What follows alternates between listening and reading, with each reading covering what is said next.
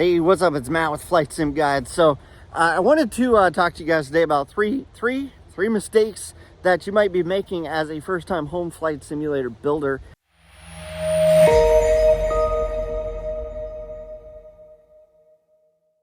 So we're going to talk about those things. If you've been following my channel for any length of time, you know that I've built a flight sim and that I've torn it down twice because I've moved it to a different location. I have not put it up for the third time yet.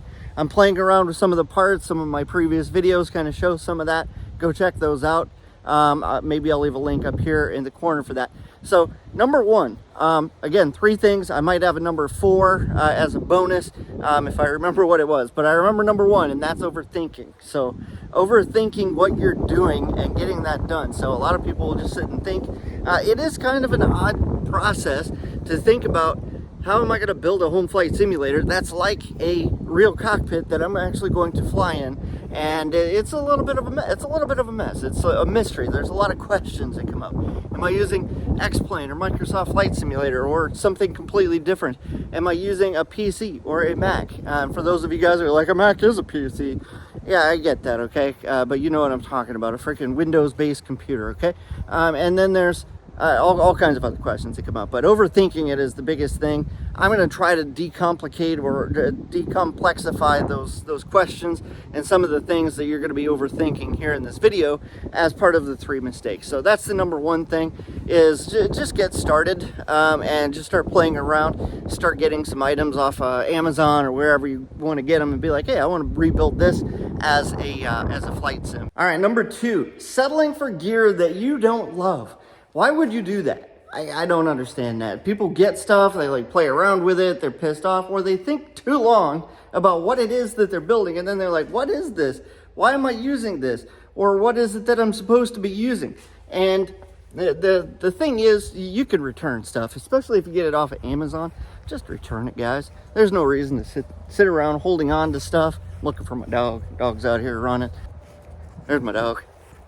There she is. All right, so there's got some folks working back in the back, and I don't want her out there visiting. So if you don't like it, return it. Just get something new, sell it, do whatever you have to do.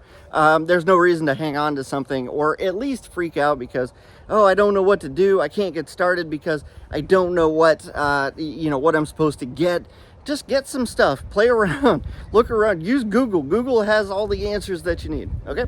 Did you know that I actually created a program called the Quick Build Blueprint for your home flight simulator? It's going to show you guys real quick, give you guys the basics of how to design your own home flight simulator, get avionics, which flight controls to get. We're going to walk you through every step, exactly how to build your home flight simulator, VR or not VR, PC or Mac, all that good stuff, Microsoft Flight Simulator or X-Plane. Basically, we've curated all of the best videos so that you guys can learn how to create your own home flight simulator. Links down in the description. Go grab yourself a copy. Number 3 is cable management. Don't forget or don't stop. You need to start thinking about cable management. What are you going to do? I've seen people with cables all over the freaking place. There ain't no need for it. But check this out. Right there it is, sitting on the main wing spar, is a cable management solution. Get yourself a little basket or a cable runner or something.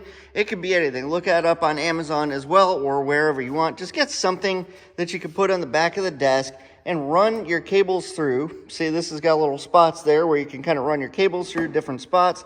You can run it over this, and this sits down a little bit from the actual desk itself. And then this will keep all of you can just lay all your cords in here. You can get 2 of these, put them next to each other. You can even use this with one of these on there, which is your monitor mount. And this actually takes up quite a bit of space there. So you can use that in conjunction with that monitor. Use the monitor mount in conjunction with the cable management basket, and it actually still fits under here. Get 2 of those. I know it's boring. I know you don't want to think about cable management. You want to fly sims and whatnot, but when you have 50 cords going all over the place, trust me, you're going to be thinking, crap, I wish I'd listened to Matt and picked up something for cable management and did something. So that's my thing for you. Grab some, get something for cable management, and just make sure you're coordinating those and organizing those. If you're OCD, like a pilot normally is, then you'll probably want to have your cords up and out of the way because it looks like crap under the desk. If you don't have that, and you'll just be like, crap, this looks like crap.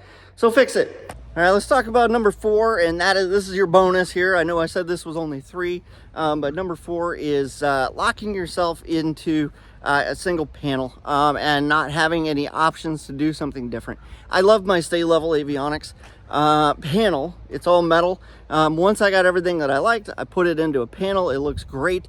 It's a wonderful looking panel, but here's the problem with it.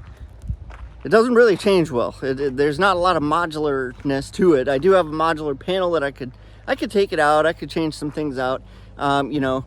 But have I ever, in 3 years that I've had this thing, I've never actually removed the panel on the right side and put new avionics in. I probably should, and just to play around with it, especially for this channel, because it'd be content. But I haven't done it. So I like the idea of keeping things malleable, at least for a little bit, until you're like really happy with what you have. So don't lock yourself in necessarily right up front. Make sure that you have the capabilities and the abilities to get some new stuff. Play around with different devices and different things on your flight sim. So that's going to go a long ways. Just make sure that you guys are doing that, and you guys will really enjoy your flight sim experience. And those are the things that I don't want to say I regret, but just things that I might do a little bit different. I might have waited a little longer than a couple months to lock down my flight sim and say, this is what I'm going to have, this is what I'm going to use, this is the way that it's going to be. Because you're going to want to change. You're going to want to change some things out, and you're not going to want it to be hard when the time comes. So yeah, that's pretty much it. So make sure to clean up your cables, make sure that crap looks good. Don't overthink things. Make sure that you leave a little room for malleability. Don't lock yourself in, and you guys will have a really good flight simming experience. I'd love to know what you guys are building. Leave me a comment below. Let me know what you guys are trying to set up in your flight sim environment. I would love to know. Also, I've already built a flight sim course for you. I want you to go check that out. I'll leave a link down in the description. Go check that out, or I'll leave it in the first comment. That's all I've got for you, and I look forward to hearing more about what you guys are up to, okay? I'd love to know. All right, talk to you soon. Hey, if you haven't already done so, head over to EliteSimBuild.com, grab a copy of our home flight simulator resource guide. Do that thing where you click the button, give us your email address, and we will send you a copy of our simulator guides where you can get the resource list, the avionics reviews, a panel blueprint, so that way you guys can send that off to your panel guy, get all the parts and pieces that you need. You'll know exactly what software to pick up so you can get your Cessna 172 flight simulator built today.